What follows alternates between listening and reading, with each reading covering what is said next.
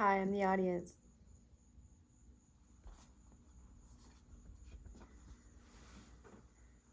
Hello, audience. So, have any of you ever had a run in with the law? Well, if so, the circumstances that surrounded your case actually dictated which branch you got thrown into. So, there are three major branches of law, actually, and it's criminal law, civil law, and public law. And it is important to know the specifics and how each of these branches differ and relate. So I feel like I can speak on this subject a little bit because I've been infinitely interested in the inner workings of our government and our criminal justice system. And I've also compiled some research from some professionals in the field, which I think you guys will find interesting. So today I wanted to describe how all of this pertains to you, how the laws pertain to you, and I also want to give you a description on public law, criminal law, and civil law, and how these forms of law have adapted to various circumstances. So let's start off with you. How does any of this pertain to you? Well, let's say you are fired unjustly from your job. Knowing that you've been discriminated against, you can go to a civil law attorney, and that will save you a lot of time and money. I also feel like we voice our opinions a lot on various platforms, and it's very important to know the facts. So knowing about the law and the three major pillars of law can give you some knowledge behind this when you voice your opinion. So the four main purposes of law are actually to serve and establish standards, to protect civil rights, and to maintain order that coincide with public interests.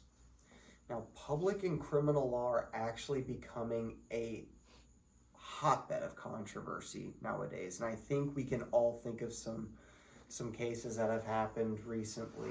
So let's start off with public law. And public law is defined as the law of relationships between individuals and the government. Now, a very famous case of public law is Brown versus the Board of Education.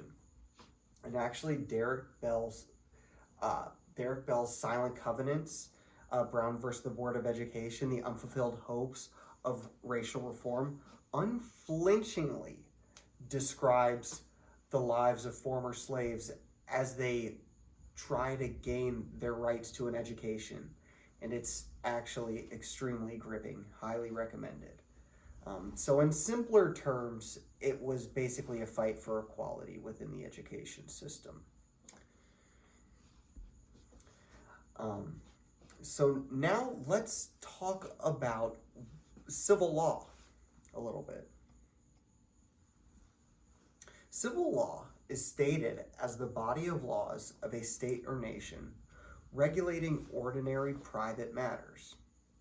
Now, a notable civil court case is Grimshaw versus Ford Motor Company in February of 1978, and this is when Lily Gray was killed in her Ford Pinto, and Richard Grimshaw, who was her passenger, was seriously injured, and he decided to take Ford Motor Company to court.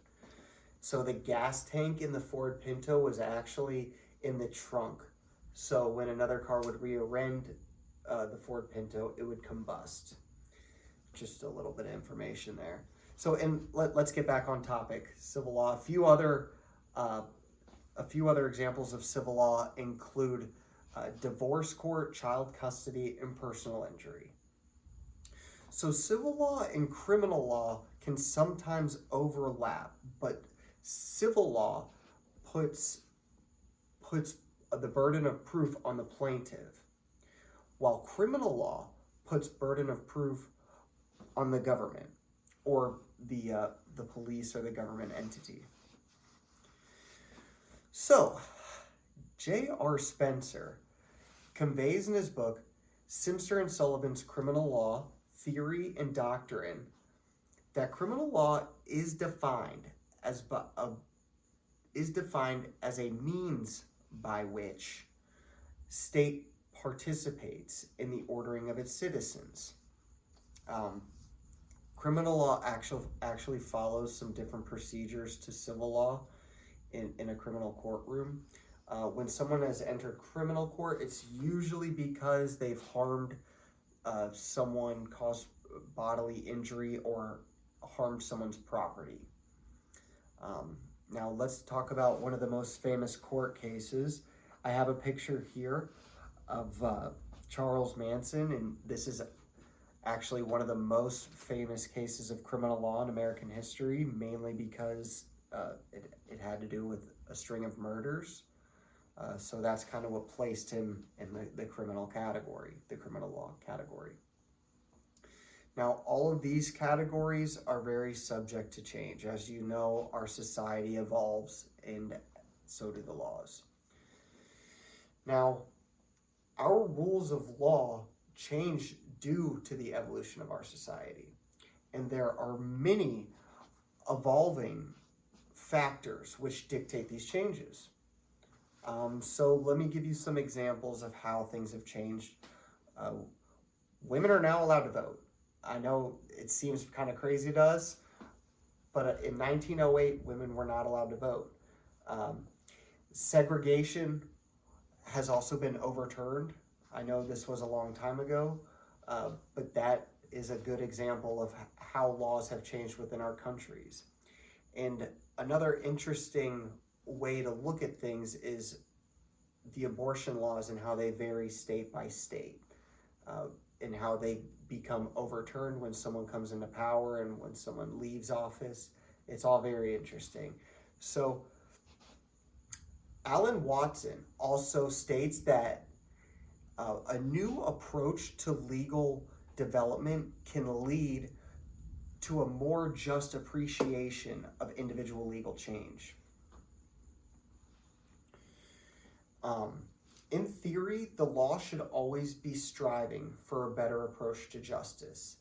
And I want to conclude by saying